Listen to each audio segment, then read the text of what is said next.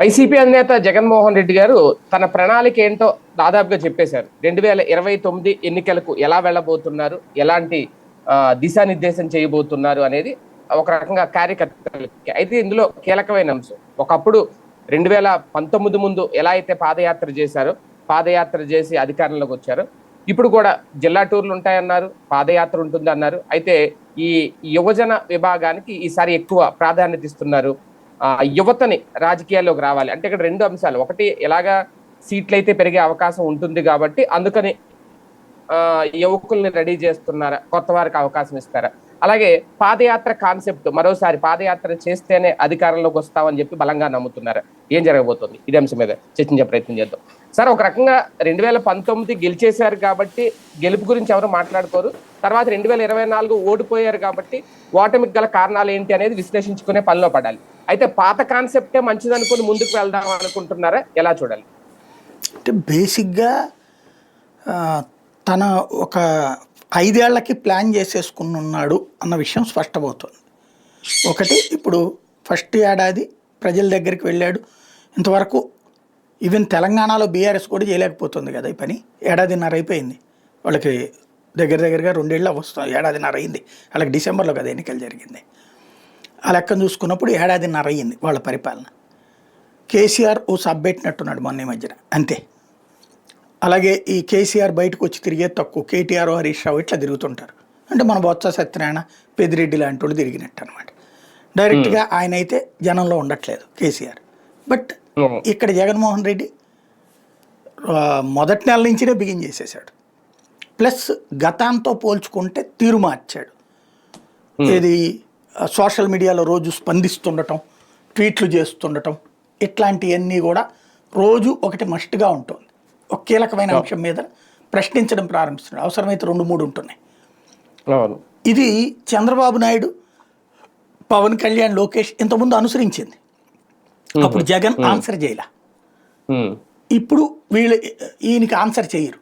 కానీ ఈ ప్రశ్నలు లేవనెత్తినప్పుడు అది పబ్లిక్లో చర్చ నడుస్తుంటుంది. అంటే ప్రతిపక్ష పాత్ర వాళ్ళు చివరిలో చేశారు, ఈయన మొదటి నుంచి చేస్తున్నాడు. వాళ్ళు మొదట్లో బయటికి రావడానికి అనాసక్తిగా ఉన్నారు, ఈయన మొదటి నుంచినే బయటకు వస్తున్నాడు. అదే తేడా ఇక్కడ. రెండో పాయింట్ ఏంటంటే, ఇప్పుడు ఈ జిల్లాల వారీ పర్యటనలో దాదాపుగా ఒక ఏడాదిన్నర గడుస్తాయి. ఈ ఇంకొక 5-6 నెలల్లో బిగిన్ అవుద్ది అనుకుంటా. వర్షాకాలం అయ్యాక బిగిన్ చేస్తారట.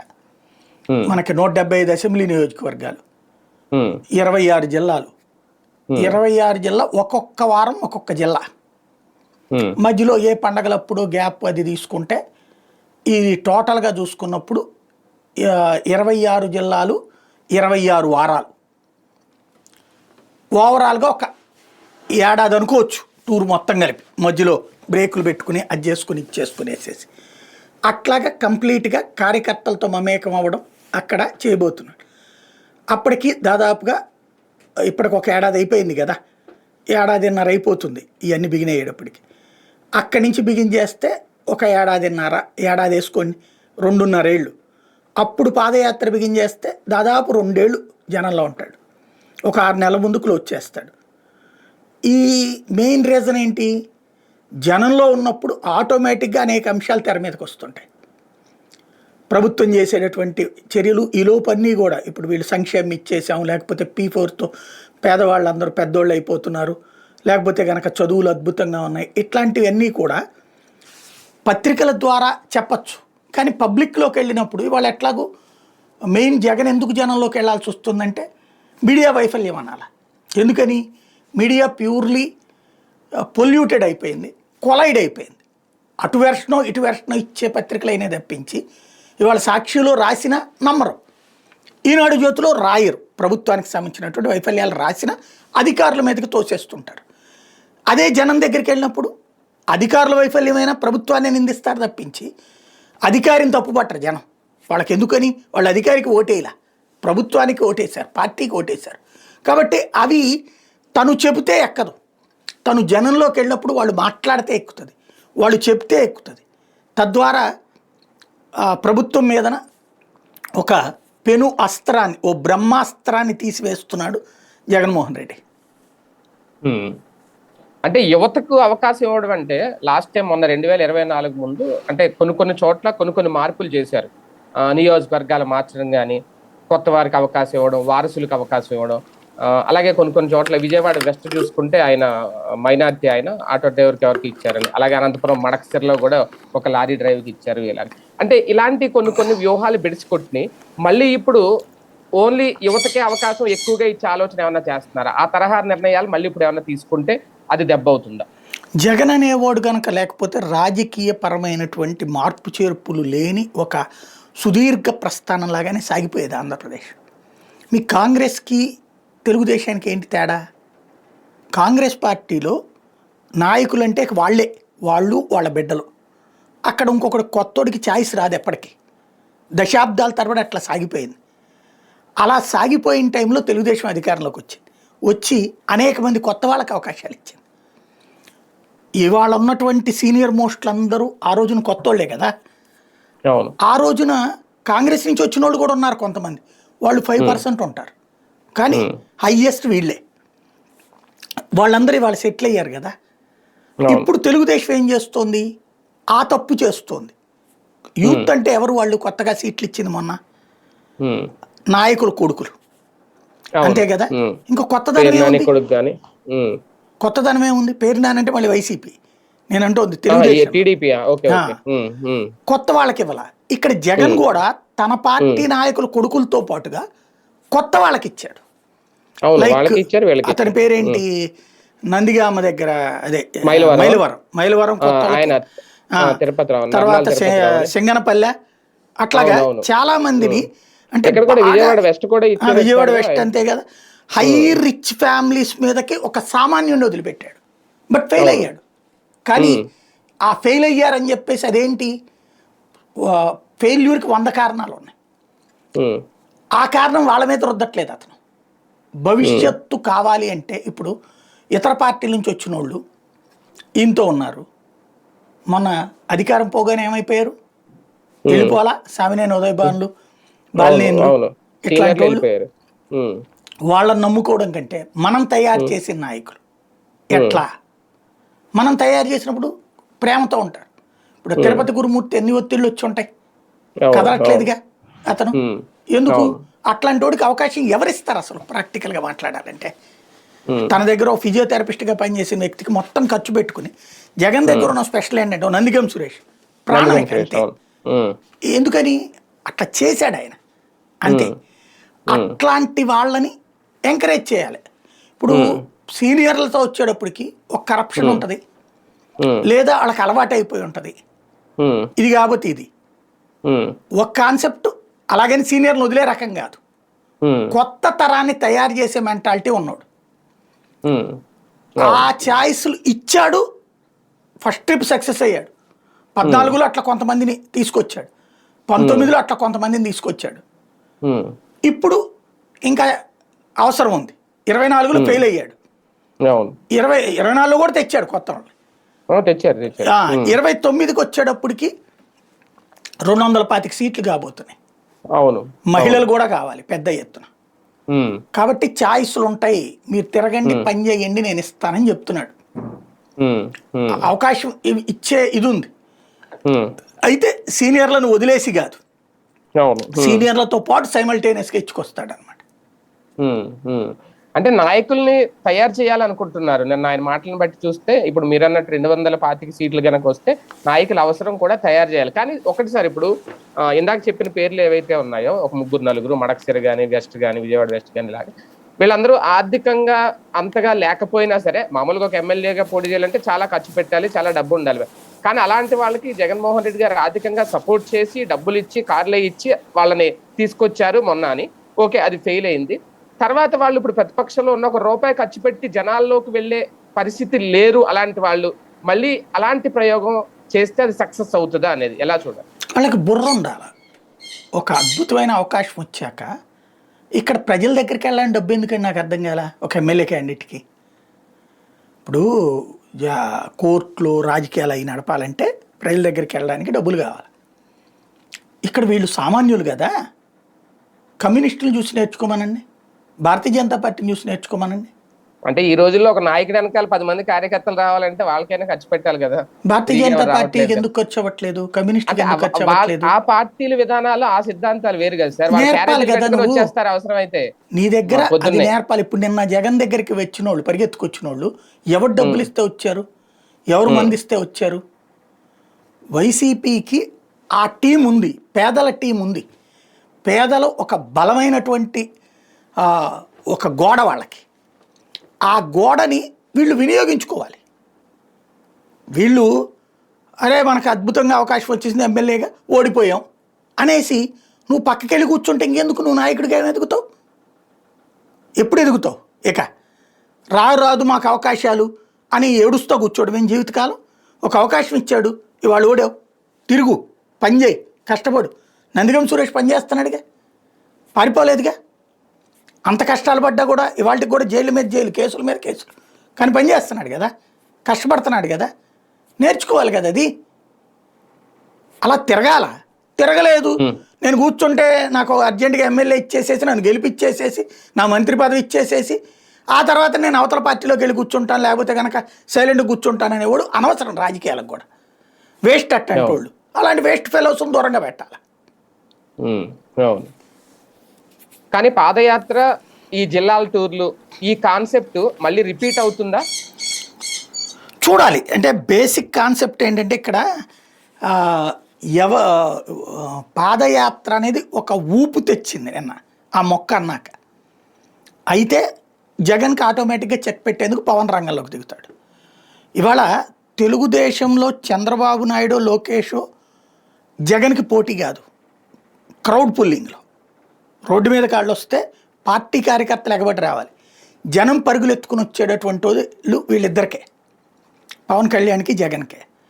ఇప్పుడు మీరు చూడండి, ఎప్పుడైతే జగన్ టెంపో పెరుగుతుందో అప్పుడు పవన్ వస్తాడు, జగన్ 4 తిట్టేసి మళ్ళీ వెళ్ళిపోయి తన పందెం చేసుకుంటాడు. మన సత్తెనపల్లి వీళ్ళు టూర్ని ఆపడం, ఈ గొడవ అంతా జరిగింది కదా, వెంటనే పరిగెత్తుకొచ్చేసాడు కదా పవన్ కళ్యాణ్. 4 విమర్శలు చేశాడు కదా 4-5 రోజుల పాటు, మళ్ళీ వెళ్ళిపోయారు. ఆయన సినిమా షూటింగ్, ఆయన హడావిడి, లేకపోతే ఆయన వేరే కార్యక్రమం ఉంటుంది. అట్లాగే రేపు జగన్ టూర్ బిగిన్ చేశాక ఒకసారి మీరు గుర్తుకు తెచ్చుకుంటే లాస్ట్ ట్రిప్పే జగన్ ఈ మాట చెప్పాడు జిల్లా యాత్రలు. జిల్లా యాత్రల గురించి జగన్ చెప్పగానే అర్జెంటుగా చేసిన పని ఏంటి, వీళ్ళు కూడా యాత్రలకి అక్కడికి, ఏది పవన్ కళ్యాణ్ నేను యాత్ర చేస్తానన్నాడు, బస్సు యాత్ర చేస్తానన్నాడు, ఆ ప్రాంతాల్లో తిరుగుతానన్నాడు పవన్ కళ్యాణ్. సరే, ఈలోపు జగన్ది ఆగిపోయింది, ఆయనది ఆగిపోయింది. ఒక ఆస్పెక్ట్. అంటే మరి నిజంగా పవన్ కళ్యాణ్ కమిట్మెంట్ ఉంటే జగన్ టూర్ ఆగిపోయినా తన టూర్ సాగాలి కదా.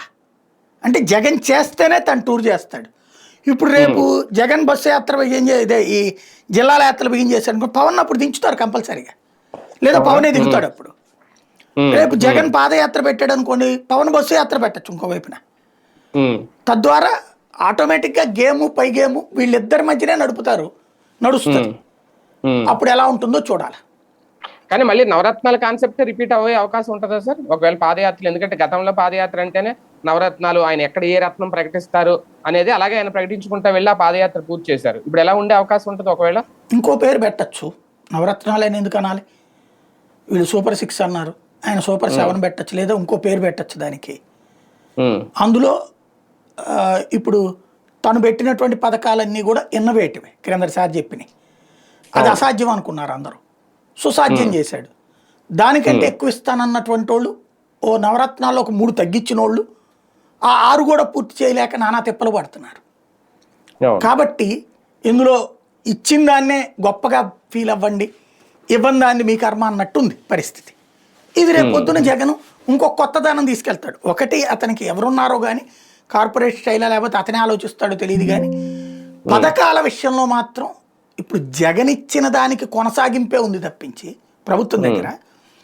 ఆయన ఒకరికి ఇచ్చారు, నేను 2కి ఇస్తా, ఎంతమంది ఉంటే అంతమందికి ఇస్తా. ఆయన ఇంటి దగ్గరికి పెన్షన్ తెచ్చి ఇచ్చాడు వాలంటీర్ ద్వారా, నేను సచివాలయ సిబ్బంది ద్వారా ఇప్పిస్తున్నా. ఆయన గోరుముద్ద అన్నాడు, నేను బాబు ముద్ద అంటున్నా. ఇంతే కదా. ఏమి కొత్త ముద్ర వేయగలిగింది ప్రభుత్వం? పైగా అందులో ఏడాదికి ఇచ్చే 18,000 చేయూత ఎగిరిపోయింది. ఈబీసీ నేస్తాలు, కాపు నేస్తాలు ఇవన్నీ పోయినాయి. అట్లాగే ఇచ్చిన ఇళ్ళాగిని ఇవన్నీ కూడా రేపు పొద్దున ఉంటది కదా, రేషన్ డోర్ డెలివరీ తీసేశారు. ఇవన్నీ కూడా ఇప్పుడు రేపు పోయే కొద్దీ మనం ఏదైనా సరే ఒక తప్పు చేస్తున్నప్పుడు, ఇప్పుడు మద్యం సేవిస్తున్నప్పుడు ఫ్రెండ్స్ మీ అమ్మోళ్ళు అట్టగా అంటారా, మీ ఆవిడ అట్టగా అంటారా, చిన్న పెగ్గెత్తే ఏమవుదు, ఇంకా నువ్వు ఆరోగ్యంగా తయారవుతావు అంటం బిగిన్ చేస్తారు. మనకు కూడా అక్కడ పౌరుషం కొద్దీ ఒకరు బిగిన్ చేస్తారు. సరే మందు తాగేటప్పుడు టెంపర్ కావాలంటే నాన్ వెజ్ తిను, సిగరెట్ కొట్టు, బిగిన్ అవుతుంది. అప్పుడు బాగానే ఉంటుంది. 4 రోజులు పోయిన తర్వాత పని ఆగిపోద్ది, ఉద్యోగానికి ఓపిక ఉండదు, చేసే పని తగ్గిపోతుంది, పైసలు తగ్గిపోతాయి. ఈ కోపం పెళ్ళాం మీదన కుటుంబం మీదన చూపెడతాం. కుటుంబ ఆర్థిక వ్యవస్థ అస్తవ్యస్తత అయిపోతుంది. ఇప్పుడు మందుబాబుల సంతోషం కోసం ఆ నిర్ణయం తీసుకున్నారు, ఏ నిర్ణయం తీసుకున్నారని క్రిందటిసారి జరిగింది. ఎందుకు 5 ఏళ్ళు మద్య నియంత్రణ, నిరోధం కాదు నిషేధం జరగల, నియంత్రణ దిశగా అడుగులు పట్టాయి. కాబట్టి ఇప్పుడు ఆ మద్యం విచ్చలవిడిగా సాగుతున్నప్పుడు ఆ కుటుంబాల్లో తలెత్తుతున్న పరిస్థితులు ఏవైతే ఉంటాయో అవి ఇప్పుడే బిగిన్ అయిపోయినాయి ఆల్రెడీ. పేకాట క్లబ్బుల ఇంపాక్ట్ ఈ అగ్రకుల కుటుంబాల వాళ్లే ఫేస్ చేస్తున్నారు చాలా చోట్ల. పేకాట క్లబ్బుల్లో ప్రభుత్వం ఆపకపోగా ప్రోత్సహిస్తుంది. జగన్ టైంలో పేకాట క్లబ్బులు కంప్లీట్ బ్యాన్. కేసీఆర్ అక్కడ, ఆంధ్రాలో జగన్ ఎక్కడ. పేకాట అనేటటువంటి వ్యసనంతో కోట్లు సమర్పించుకుంటున్నారు. ఇప్పుడు నాశనం చేసుకుంటున్నారు. ఆ క్లబ్బుల దగ్గరే పడి ఉంటున్నారు కొంతమంది. వాళ్ళ భార్యలు పర్లేదులే, మా ఆయన నాశనం అయితే నాశనం అయ్యాడు, నాశనం చేస్తే చేసేవాళ్ళే, మా కుటుంబం మా ఆస్తులన్నీ పోతే పోయినాయి అనుకుంటారు వాళ్ళంతా. రేపు అదంతా ఇతనికి ఫెర్చింగ్ అవుతుంది. అట్లాగే ఈ మద్యం వలన సఫర్ అయ్యేటటువంటి వాళ్ళందరూ రేపు మాట్లాడతారు. ఇప్పటికే బిగిన్ అయింది కదా. ఇప్పుడు మొన్న మధ్యన గుంటూరులో ధర్నా చేస్తానన్న మహిళలు కూడా అరెస్ట్ చేసి తీసుకుపోయారు. ఇప్పుడు నా భర్త తాగి చాలా సంతోషంగా ఉన్నాడు సార్, మా కుటుంబం అంతా సంతోషంగా ఉంది సార్ అని ఎక్కడన్నా చెప్తున్నారా? ఏ ఊర్లోనన్నా చెప్తున్నారా? చెబితే వాళ్ళకి సన్మానం చేయొచ్చు మనం. నా భర్త తాగడం వల్ల బాగా కష్టపడుతున్నాడు సార్, ఎక్కువ రూపాయలు సంపాదిస్తున్నాడు సార్, మా కుటుంబం సేఫ్గా ఉంది, సంతోషంగా ఉంది అని చెబితే మనమే తాగమని ఇంటింటికి బాటిల్స్ పంపించవచ్చు. కానీ నాశనం అవుతాయి జీవితాలు. తాగేటటువంటి వాడు ఎప్పుడైతే పని చేసేవాడికి పని కష్టాన్ని తప్పించుకోవడానికి తాగడం అనేటటువంటి పేరుతో మనం వాళ్ళని ప్రోత్సహించాం. ఇప్పుడు అది వేరులై పారుతోంది. దాని ఇంపాక్ట్ కుటుంబ జీవన వ్యవస్థ అస్తవ్యస్తం అయిపోతుంది. పోషించేవాడు మద్యానికి బానిస అయితే ఇంట్లో తలనొప్పి, మాటలు, తేడాలు, వ్యవహారాలు, పైగా ఆర్థిక పరిస్థితి అస్తవ్యస్తం అయితే పిల్లల్ని చదివించడం దగ్గర నుంచి జీవితాలు సర్వనాశనం అయిపోతాయి. కాబట్టి ఇవన్నీ రేపు పాదయాత్రల సందర్భానికి బయటకు వస్తాయి. అప్పటికి ఇప్పటికీ వెక్సేషన్ బిగిన్ అయింది. అవి అంటే ప్రజలు కూడా అడుగుతారేమో వచ్చి జగన్ గారిని డైరెక్ట్ గా, అంతే కదా, మాకు అవి కావాలి, ఇలా కావాలి, అలా కావాలి. అది అప్పుడు ఇక వీళ్ళు చేసే పని ఏంటంటే print media, electronic media, social media ద్వారా జగన్ మీద ముప్పేట దాడి, ఇంకో పక్కన పవన్ కళ్యాణ్తో దాడి, ఈ ప్రయత్నం చేస్తారు. దానికి ప్రిపేర్డ్గా ఉండాలి. అతను అదే యూత్కి చెప్తోంది, నేను మీరు అందరూ రెడీ అవ్వడం ఆయన అని. ఫోన్లే ఒక ఆయుధం, మీరు సోషల్ మీడియా అందులోనే చేయండి సార్. కానీ ఒకటి, గతంలో పాదయాత్ర ముందు బాగా ఆకట్టుకున్నది, ఆ తర్వాత కూడా మంచి మార్క్ తెచ్చిపెట్టింది వాలంటీర్ వ్యవస్థ కానీ, రేషన్ డోర్ డెలివరీ కానీ, ఇవి అయితే అలాగే సచివాలయాలు. అయితే వాలంటీర్ వ్యవస్థ అనేది కంప్లీట్గా లేదు, రేషన్ డోర్ డెలివరీ ఆపేశారు. మళ్ళీ ఇప్పుడు ఏదో వృద్ధులకి, వికలాంగుల వరకు డోర్ డెలివరీ 25 నుంచి అని మొదలు పెట్టారు. సచివాలయ వ్యవస్థ ఉంది కానీ రేషనలైజేషన్ పేరుతో అది కూడా కొంచెం చిన్నాభిన్నం అయినట్టుగా ఉంది. వాళ్ళకి అర్థం కావట్లేదు వాళ్ళ పని ఏంటి అనేది. ఈ వీటి విషయంలో ఏమన్నా ఒక క్లారిటీ ఇవ్వాల్సి వస్తుందా ముందుగానే? మళ్ళీ నేను వాటిని మళ్ళీ రీఓపెన్ చేస్తాను యథావిధి కానీ, లేదా వాలంటీర్ల మీద కాస్తంత అసంతృప్తిగా ఉన్నారు జగన్, ఎన్నికల ముందు వాళ్ళు హ్యాండ్ ఇచ్చారు అనేది, దాన్ని ఈయన కూడా ఇంకా పట్టించుకోకుండా వదిలేస్తారు? అంటే ఇప్పుడే మాట్లాడలేము అది. అప్పటికి ఈ లోపుగా జరిగిన పరిణామాలు, వీళ్ళ ఆల్టర్నేటివ్ ప్లాన్స్, ఇది సక్సెస్, ఫెయిల్యూర్, పబ్లిక్ ఏం కోరుకుంటున్నారు అన్నది అతనికి ఒక ఫీడ్బ్యాక్ టీం ఉంటుంది కదా. ఆ ఫీడ్బ్యాక్ టీం ఇచ్చేటటువంటి ఫీడ్బ్యాక్ ఆధారంగా ఫ్యూచర్లో డెసిషన్ తీసుకుంటాడు అనుకుంటున్నాను నేను. ఇప్పుడే దాని గురించి మాట్లాడతాడని నేను అనుకోను. పాదయాత్ర సందర్భంలో వీటిట్లో ఇప్పుడు తెలుసుకున్నటువంటి విషయాల మీదన మేబీ స్పష్టతకి ఇచ్చేటటువంటి అవకాశం ఉంటుంది. అంటే ప్రణాళిక ఏంటనే చెప్పాలి కదా. అప్పుడే ఇప్పుడు చాలా రోజులు ఉంది కదా, అతను బిగిన్ చేశాక తేలుతుంది.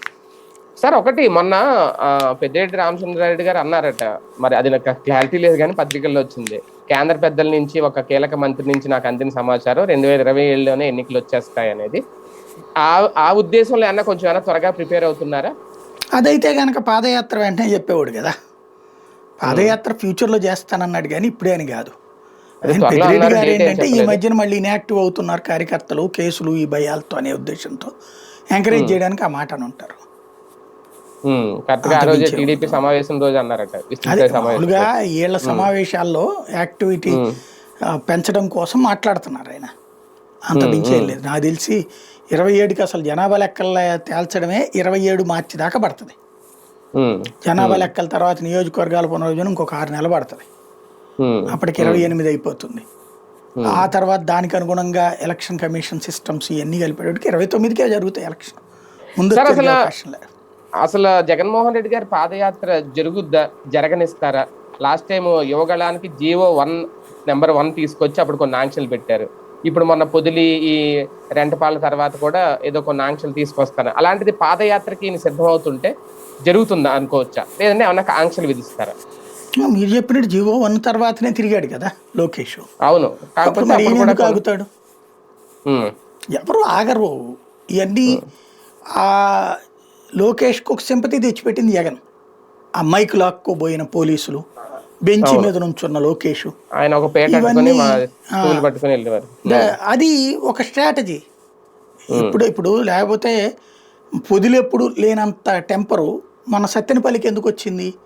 రిస్ట్రిక్ట్ చేస్తున్నారు కాబట్టి. పవన్ కళ్యాణ్కి ఎప్పుడు ప్రయోజనం చేకూరింది? జగను ఇప్పటం ఆపడమో, లేకపోతే కనుక అదేంది మన వైజాగ్ దగ్గర ఆపడము, ఇవి ఎయిర్పోర్ట్ మా వాడిని అన్యాయం చేసేస్తున్నారు ఫీలింగ్.